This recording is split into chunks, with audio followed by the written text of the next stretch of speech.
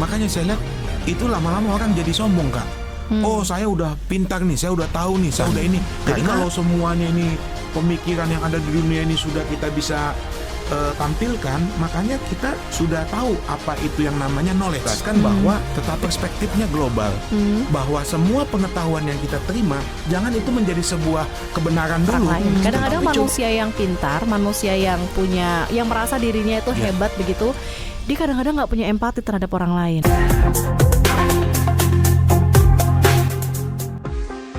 Selamat datang kembali dalam program Bedah Buku Universitas Bakri Press. Dan hari ini saya kembali akan memandu bedah buku dari buku yang sangat luar biasa, yaitu berjudul Akal yang Mengandung Hikmat.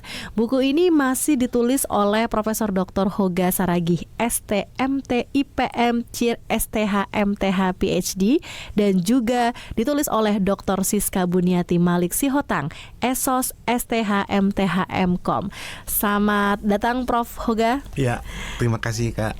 Kembali lagi dengan Prof. Hoga yang hari ini akan sharing tentang Akal yang Mengandung Hikmat. Buku yang juga akan dibedah tentang bagaimana beliau menulis dengan sangat hikmat tentunya tentang akal. Ini pasti berhubungan dengan akal manusia kan, Prof? Yeah. Kalau kita bicara tentang manusia, kita bicara tentang bagaimana manusia itu memiliki sebuah perasaan dan akal untuk berpikir tentunya. Yeah. Dan menjadi manusia yang berakal tentunya adalah manusia yang bisa mengambil sebuah keputusan atau tindakan yang tentunya difikirkan terlebih dahulu, apakah ini realistis, apakah ini hanya impulsif, dan bagaimana Profesor Hoga untuk membedah buku yang sangat berat sekali pembahasannya. Prof, akal. Kenapa tentang akal, Prof? Iya, memang kan sekarang kalau latar belakang dari penulisan buku ini ya, kenapa kita memilih kata akal? Karena memang sudah zamannya sekarang banjir informasi. Banjir informasi dari berbagai sumber. Sudah zamannya sekarang orang bisa mendapatkan apa saja secara informasi itu sangat cepat. Sangat cepat. Nah, dan jadi, mudah diakses juga ya, Prof ya. Ternyata setelah saya diskusi berbagai fokus discussion group FGD ya, dan berbagai seminar, akhirnya saya dapatkan bahwa semuanya itu adalah hoax, bohong. Berita bohong. Iya, jadi kebohongan yang terus-menerus dibaca, disampaikan, diterima itu akan menjadi post-truth. Iya, jadi akhirnya kita tahu bahwa kebohongan itu jadi kebenaran. Nah, oleh sebab itu di era ini saya coba berpikirnya bagaimana cara menyaring itu kan? Berarti butuh akal. Oke. Terus tapi akal juga tidak cukup. Karena kalau akal saja kan itu seperti pemikiran ya. Tapi kalau dia itu harus ada sebuah hikmat. Hikmat itu lebih kepada kebijaksanaan, bagaimana dia melihat informasi itu sebagai sebuah kebijakan gitu. Jadi disitulah kenapa muncul buku ini, Kak. Oke. Iya. Bicara mengenai tentang akal yang tentunya akal yang berhikmat begitu, Prof. Artinya kan akal yang berhikmat ini adalah akal yang secara sadar kita pikirkan atau kita putuskan itu memiliki tujuan tertentu. Artinya tidak sembarangan begitu akal itu bekerja. Karena kan kalau kita bicara mengenai sebuah pengambilan keputusan atau kita memikirkan sesuatu yang mungkin berhubungan dengan masa depan, berhubungan dengan cita-cita atau tujuan mungkin, itu kan pasti akan membawa kita dalam satu pemikiran bahwa suatu yang kita pikirkan itu harus kita laksanakan. Nggak cuman kita ide, nggak cuman kita berpikir secara akal, tapi harus hikmat begitu.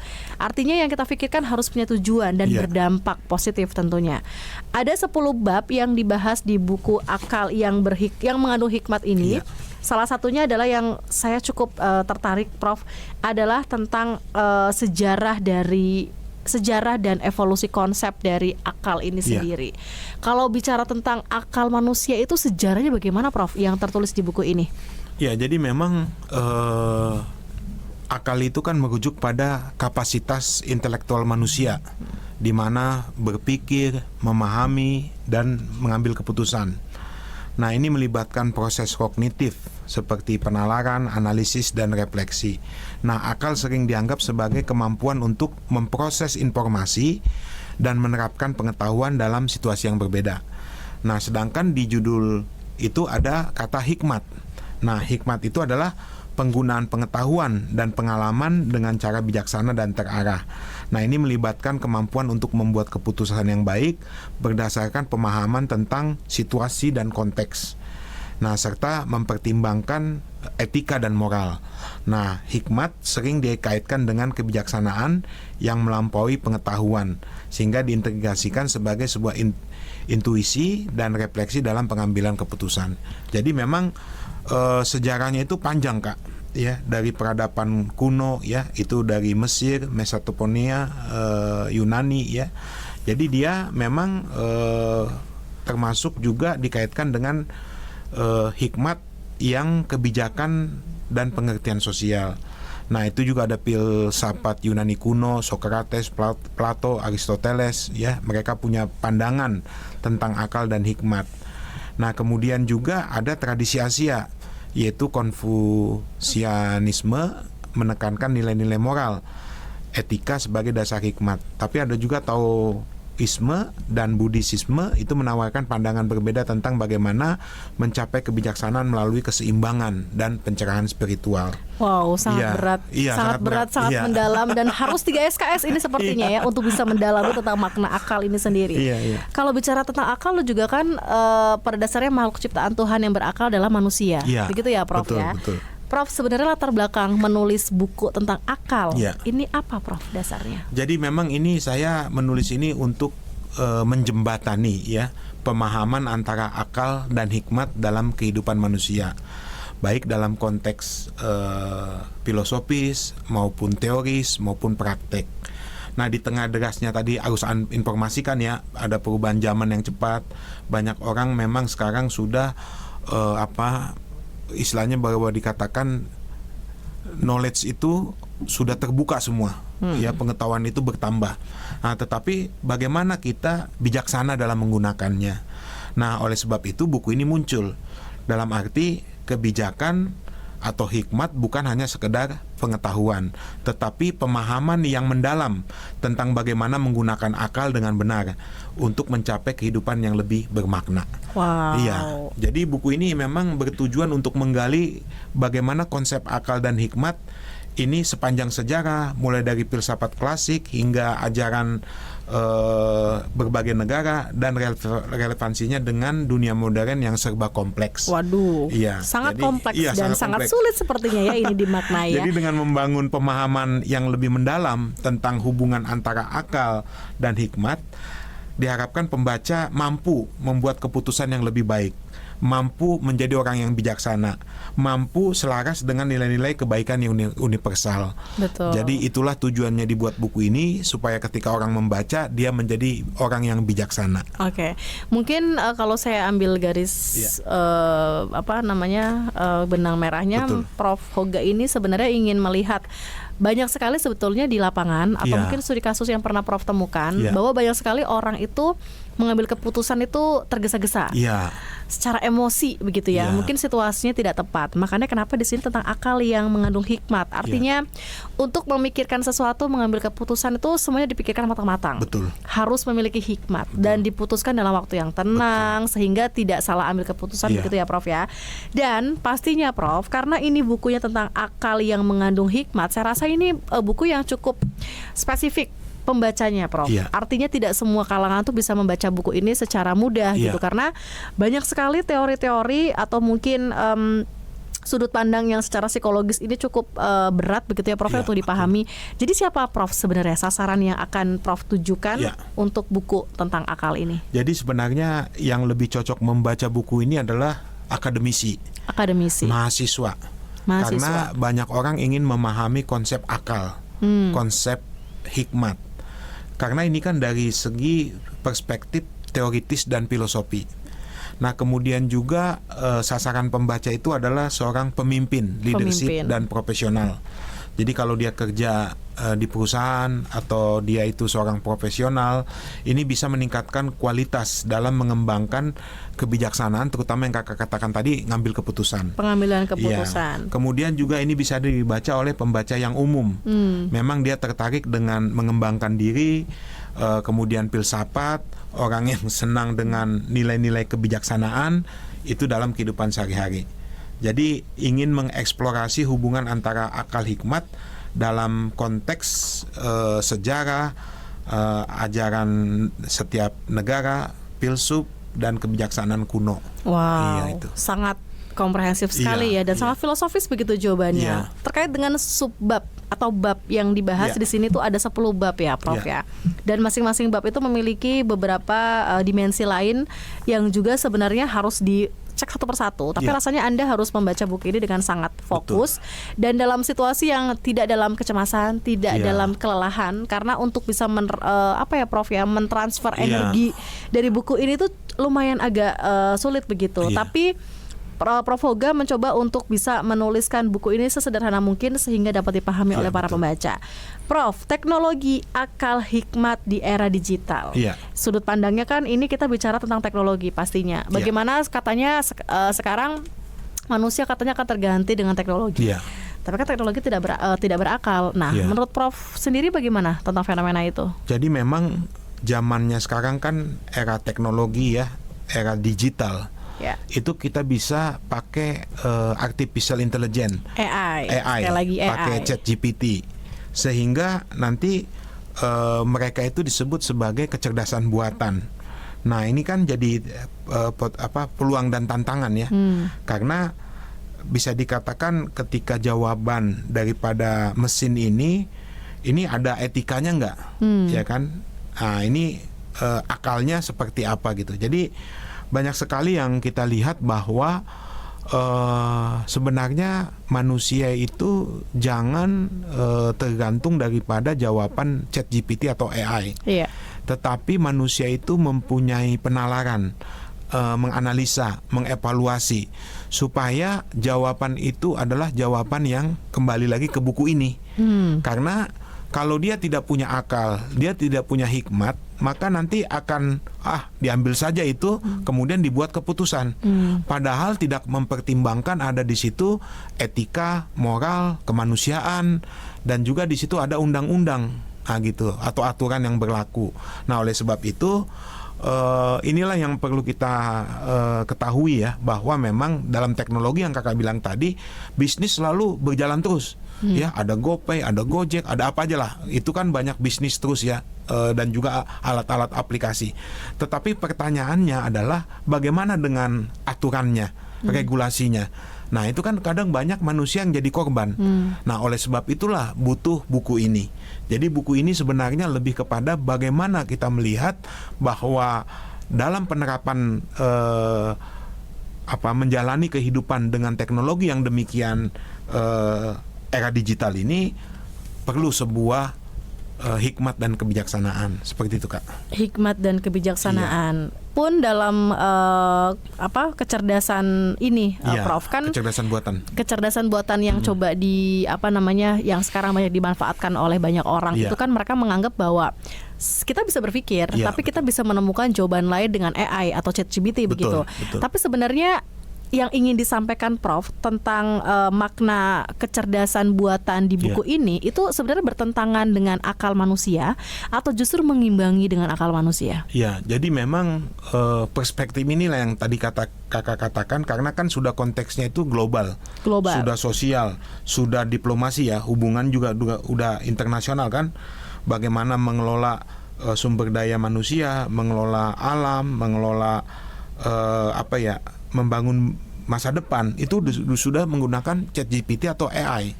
Nah, oleh sebab itu bagaimana ini? Karena kan pasti ada sebuah tantangan. Ya, di situ ada godaannya, yaitu pastinya kesombongan dalam hikmat. Bahaya kalau merasa paling bijaksana. Nah, itulah banyak yang saya temukan bahwa di lapangan itu banyak hikmat palsu, hikmat yang menyesatkan. Jadi coba kita bisa nggak hindari kesalahan, bisa nggak kita tidak ikut-ikutan jadi sesat, ya kan? Karena ini kan bisa dikatakan prakteknya dalam akal dan hikmat dalam kehidupan sehari-hari dengan adanya mesin kecerdasan buatan ini tambah iya, karena tidak terkontrol begitu ya Prof ya. Apalagi di film-film kalau kita nonton kan itu kan seolah-olah gimana nih. Mungkin sebagai contoh gini, ini di negara luar, bayangkan seorang anak karena dimarahi orang tua kemudian dipukul, dia telepon polisi. Nah, polisinya akhirnya menangkap orang tuanya dan akhirnya orang tuanya dipenjara. Nah, itu kan kalau kita lihat perspektif itu kan sebenarnya memang aturannya, undang-undangnya, tapi ini kan akalnya gimana sih? Kok nggak ada hikmat di sana? Karena kan harusnya hormatilah orang tua. Betul ya, Kak ya? Betul. Masa gara-gara hal kecil karena dia memukul anak jadi orang tuanya di penjara, kan nggak mungkin itu. Betul. Padahal didikan orang tua itu ingin mendidik anaknya supaya adabnya baik, supaya etikanya baik, gitu ya. Tapi mungkin kalau bicara tentang adab, Prof juga tadi menuliskan tentang adab di sini. Katanya kan kalau orang yang beradab itu lebih baik sebaiknya daripada orang yang pintar. Iya, begitu. itu. Orang etika itu adalah yang pertama, begitu. Kecerdasan nomor 2, begitu. Tapi dalam konsep akal itu sama atau tidak, Prof? Makanya saya lihat itu lama-lama orang jadi sombong, Kak. Oh, saya udah pintar nih, saya udah tahu nih, saya udah ini. Karena ChatGPT, artificial intelligence. Tetapi ketika itu diterapkan, akhirnya ada korban. Misalnya tadi orang tuanya, iya kan? Nah, padahal sebenarnya baik-baik aja. Saya mau mendidik anak, ya mungkin dipukul pahanya pakai tangan gitu supaya dia sadar, paham atau sadar begitu. Tapi anak ini karena terlalu pintar diteleponnya polisi, ya kan, jadilah bermasalah karena itu kan melanggar hak asasi manusia. Orang tuanya di penjara, anaknya sekarang mengeluh, nggak ada yang mengurus, nggak ada yang ngasih makan, nggak ada yang negur dia. Nah itu, coba apakah kecerdasan buatan ini bisa menolong anak tersebut? Nggak bisa gitu. Betul. Nah, Ya, disitulah setuju, Prof. peran buku ini, Kak. Betul. Artinya, Prof, seorang yang berakal itu kan juga harus berilmu.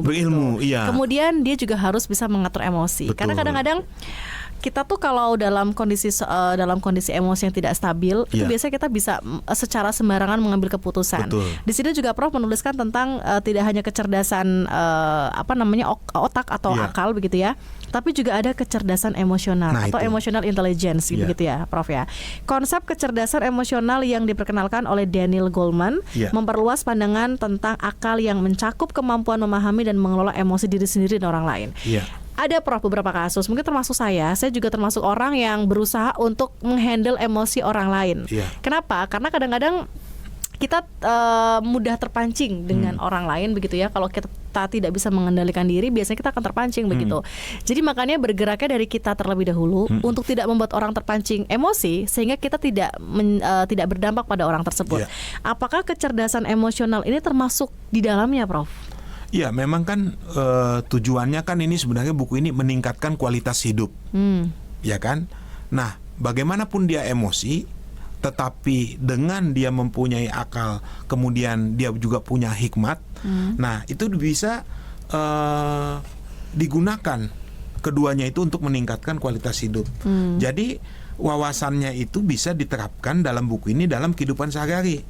Nah, jadi keterampilan dia kecerdasan emosi, kemudian dia bisa membuat keputusan yang lebih bijaksana, keterampilan dalam berpikir kritis dan reflektif, ya, inspirasi dalam dia menjalani hidup yang lebih bermakna. Jadi selaras dengan nilai-nilai kebijakan universal. Jadi sebenarnya kan bisa dikatakan bahwa hampir semua pengetahuan di dunia ini disedot itu bisa diungkapkan di dalam satu alat aplikasi kecerdasan buatan. Jadi kalau semuanya ini pemikiran yang ada di dunia ini sudah kita bisa tampilkan, makanya kita sudah tahu apa itu yang namanya knowledge. Tetapi kan bagaimana pengetahuan ini menjadi kebijakan, menjadi bijaksana. Nah, itu perlu peran manusia yang mempunyai akal yang mengandung hikmat di dalamnya. Nah, oleh sebab itulah kita harus juga memfilter sebenarnya. Jadi jangan sampai semua yang hoax yang kita terima itu jadi kebenaran. Betul. Karena kan sekarang ini sudah campuran semua ini budayanya tanpa ada batas-batas saringan yang kita terima gitu. Oke. Ya. Prof, berkaitan dengan empati. Ya. Orang yang punya akal yang baik, akal yang sehat, itu kan dia juga bisa berpikir sehat begitu ya, Prof, betul, ya. Setuju. Sehingga dia juga bisa berempati terhadap orang lain. Kadang-kadang manusia yang pintar, manusia yang merasa dirinya itu hebat begitu, dia kadang-kadang nggak punya empati terhadap orang lain, begitu. Apakah empati ini adalah bagian yang terpenting atau mungkin komponen yang penting dalam berakal begitu, Prof? Nah, oleh sebab itu kan jangan sampai itu nanti mendoktrin, mendogma, Kak. Saya boleh cerita sedikit ya, Kak. Ya. Yang tadi sesuai dengan pertanyaan Kakak itu ya. Empati. Misalnya contoh gini, Kak. Itu kan ibunya dari dulu itu karena masalah ekonomi nggak punya uang, maka mendoktrin, mendogma atau selalu memprioritaskan bahwa dia itu pakai, mohon maaf nih ya teman-teman, mungkin sepatu yang lebih murah. Ya, nah itulah kita sebut misalnya batu bata lah gitu. Ya, nah tetapi dalam perjalanannya ada sepatu Nike, ada sepatu yang bermerek begitu ya, Prof, ya. Termasuk juga yang sekarang ini banyak anak-anak muda kan punya nama-nama lah. Nah, jadi dia hanya karena sudah dikukung dengan pengetahuan dan doktrin dan dogma batu bata itu, sepatu itu ya, akhirnya nggak mau yang ke lain. Nah, tetapi saya lihat begini, empati tadi, Kak. Ada anak yang sedang nyebrang jalan ditabrak pakai sepatu Nike. Dia lihat sepatunya apa? Oh, Nike, bukan batu bata. Nggak ditolong. Jadi nggak punya rasa belas kasihan terhadap anak tersebut. Karena berbeda merek sepatu. Berbeda karena sudah kenapa orang tuanya selalu batu bata? Karena Nike mahal misalnya. Jadi karena nggak sanggup, udah kamu ini aja. Gitu loh. Jadi di teknologi juga itu ada yang saya lihat bahwa antara orang yang punya Apple dengan orang yang punya Samsung gitu, seolah-olah kayaknya ini kami golongan Apple. Kalau kamu Samsung mau masuk ke kami, belilah Apple gitu loh. Jadi ujungnya uang juga gitu. Padahal kan itu segmentasi teknologi. Nah, tapi orang taunya itu, waduh, saya mau masuk ke Samsung, kamu pakai apa? Apple. Nggak bisa, maaf, kami golongan ini gitu loh. Jadi sebagai contoh juga misalnya di jalan itu, Kak, ya ada orang motor Honda yang kecelakaan Yamaha. Dia lihat motornya apa? Yamaha. Nggak ditolong. Tapi kalau sesama Honda berhenti, dia nolongin. Ada case-case seperti itu, Prof. Iya, makanya itu kan menjadi sebuah tadi istilah Kakak, empati. Di mana empatinya? Karena yang masuk informasi ke dia itu selalu nama yang menurut dia sudah didoktrin dan didogma oleh nama-nama knowledge tertentu. Oke, berarti mungkin artinya adalah kita tidak satu golongan gitu ya. Jadi memang ada klasterisasi tertentu. Betul. Menurut mereka itu yang menjadi bagian dari mereka. Kalau di buku ini lebih menjelaskan bahwa perspektifnya global, bahwa semua pengetahuan yang kita terima jangan itu menjadi sebuah kebenaran dulu, tetapi coba lihat akal, lihat hikmat sehingga kita bisa tahu, oh ini. Jadi kita lebih kepada manusia yang baik hati. Siapapun yang pakai nama apapun, misalnya kita sebutlah Rolex atau apa, ya kalau dia manusia tolong, betul ya? Ya jangan sampai dia jamnya bukan watch misalnya, Swatch, nggak saya tolong, nggak boleh, gitu. Nah, kan ada begitu ya. Nah ini, jadi seperti itulah saya ibaratkan ilustrasinya, pengetahuan itu masuk ke kita, Kak. Jadi kalau nanti tidak sepaham dengan temannya, ternyata karena ChatGPT, terus dia ribut karena knowledge, padahal itu bisa win-win solution, masa saling terjadi misalnya ibarat kata perkelahian atau pencederaan atau pembunuhan karena masalah tadi pengetahuan tadi. Iya.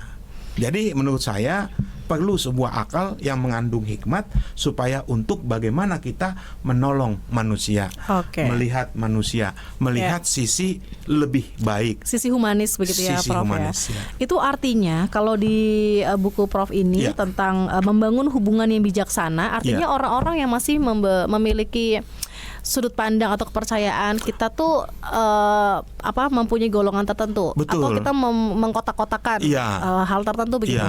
Berarti dia atau kita orang yang seperti itu adalah orang yang sebenarnya tidak bisa membangun hubungan yang bijaksana. Begitu ya. Karena kalau dilihat dari buku ini ada sebenarnya dasar kepercayaan sebagai fondasi. Di sini dijelaskan bahwa hubungan yang bijaksana itu dimulai dengan kepercayaan yang kuat antar individu. Itu. Bisa nggak, Prof, berangkatnya dari kepercayaan individu mungkin, gimana kita mau percaya sama orang yang tidak kita kenal, gimana kita mau berempati kepada orang kalau kita tidak kenal begitu. Nah itu gimana, Prof, jebatannya? Makanya kan ilustrasinya nanti gini ya, ini seperti perumpamaan atau ilustrasi. Kita kan sama-sama pakai baju hijau nih. Kebetulan ya, cocok pakai banget baju ini. hijau, ya. Nanti ada orang masuk pakai baju kuning, ada orang masuk pakai baju merah. Kira-kira bagaimana? Betul ya? Kalau kita nggak pakai akal dan hikmat, informasi yang masuk seperti itu, apalagi di politik, baju kuning misalnya Golkar, baju merah misalnya PDI, iya kan? Merek.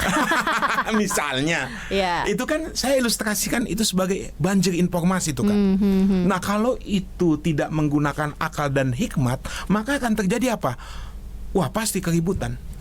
Kalau kita yang sesama hijau mungkin masih oke. Tapi ini tidak dalam partai tertentu ya Pak? Ya, hijau enggak, ini saya ya, ini bukan contoh ya? aja. Ya, Bukan artinya ya, informasinya hijau. Padahal yang masuk ke sini informasinya kuning. Datang lagi informasi merah. Nah, sehingga banjir informasi itu bagaimana menanganinya supaya tadi yang kakak katakan kan, kira-kira bisa nggak saling menerima? Bisa nggak kita saling bekerja sama? Ternyata itu butuh akal yang mengandung hikmat. Wow, Iya. Jawabannya sebenarnya begitu sangat humanis ya, Iya. Prof. Ini pendekatannya adalah pendekatan humanis. Jadi banyak menerapkan contoh-contoh kasus yang mungkin sering ditemukan di lapangan ya, Prof ya. Iya. Jadi buku ini tuh memang sangat sekali dekat dengan hubungan akal dan hikmat karena Iya. sebenarnya manusia itu diciptakan dengan berpikir, tetapi banyak juga manusia yang berpikir, tapi kadang-kadang dia tidak menggunakan akal sehat itu berpikir, begitu Prof. Seperti misalkan contoh-contoh singkat atau contoh sederhana, ketika orang yang sudah menikah, secara akal kan dia harus berkomitmen, begitu ya Prof ya, harus menjaga hubungan rumah tangganya. Tapi mungkin dengan tidak memiliki hikmat, dia akan berpikir selingkuh, begitu Prof. Nah itu. Ya kan artinya dia punya akal karena dia sudah berkeluarga. Oh, aku menafkahi keluargaku. Oh, aku menyayangi keluargaku begitu. Tapi ternyata dia tidak berhikmat, tidak mengandung hikmat sehingga meskipun dia berpikir bahwa dia sudah menikah, tapi dia tetap bisa berselingkuh. Loh, aku hanya berselingkuh kok, tapi aku menafkahi gitu. Kan masuk akal. Ya masuk akal sih, tapi tidak berhikmat, begitu ya, Prof ya. Oh, nah, sangat masuklah luar biasa. nanti di situ di keadilan, di apa namanya, kan ada lingkungan, keberlanjutan, komunitas, ya kan. Coba misalnya berlaku adil. Nah itu dia sudah punya jawabannya dari ChatGPT AI. Ya kan, tapi kita pakai akal nggak dalam kita memutuskan kepada saudara kita misalnya tentang pembagian harta rumah misalnya.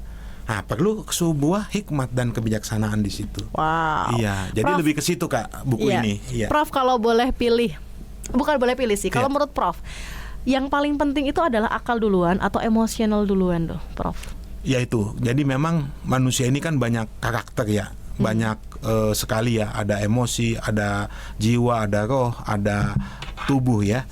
Nah, tapi yang saya setelah sampaikan di buku ini, sebenarnya akal itu akhirnya harus mengandung hikmat. Ya, itulah jawabannya terakhir. Jadi kalau dia akal tapi tidak mengandung hikmat, jadi nanti apakah ini menjadi sebuah apa ya, bahwa dikatakan kunci ya, bijak nggak ini? Ya justru kalau di sini kita lebih menggali di era informasi ya, penuh dengan distraksi, tekanan. Jadi kebijaksanaan itu menjadi kunci dalam menentukan arah hidup yang benar dan bermakna. Jadi melalui buku ini saya mengajak pembaca tidak hanya menjadi individu yang cerdas, tetapi menjadi individu yang bijaksana dalam memahami kehidupan. Nah, dengan akal yang mengandung hikmat, seseorang tidak hanya mampu berpikir secara rasional, tapi juga memahami nilai-nilai yang lebih dalam setiap tindakan dan keputusan.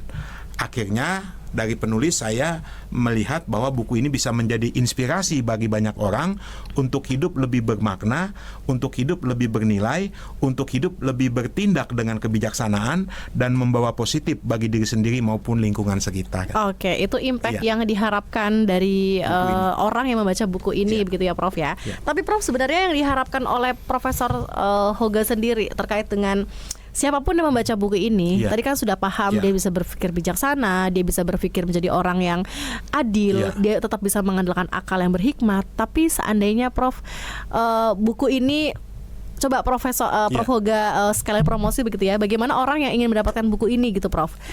Rasanya pengennya dengar cerita Prof aja nih gitu. Tapi kan dia kan untuk mendalami harus bisa baca buku ini. Gimana menurut Prof Hoga? Ya, jadi memang buku ini kan kita tuliskan karena sudah zaman sekarang ya, era digital. Kemudian juga sudah banyak sekali kecerdasan buatan, artificial intelligence, ChatGPT dan sebagainya. Jadi untuk informasi yang sekarang ini ternyata lebih banyak hoax, kebohongan gitu. Jadi kalau kebohongan itu kita terima terus-menerus, itu akan menjadi kebenaran. Itulah yang disebut dengan post-truth. Nah, oleh sebab itu bagaimana menjembatan ini butuh akal yang mengandung hikmat. Oke, ya, baik. Di situ, Kak. Prof, ini diskusi yang sangat menarik. Ya, terima Bedah kasih. buku tentang akal yang mengandung hikmat ini rasanya tidak bisa tuntas kalau Iya, hanya didiskusikan melalui bedah buku Butuh ini. waktu. Jadi Anda harus membacanya secara tuntas dan dapatkan bukunya dalam bentuk digital di website Universitas Bakri Press, dan informasi lengkapnya di Instagram yang ada di bawah ini. Terima kasih Prof. Volga atas waktunya, sukses untuk bukunya. Sukses selalu. Dan terima kasih untuk waktu yang sangat panjang dan sangat baik ini. Tentunya kita akan ketemu lagi di episode berikutnya dengan informasi lainnya dan buku-buku lainnya yang menarik untuk kita bedah. Sampai jumpa.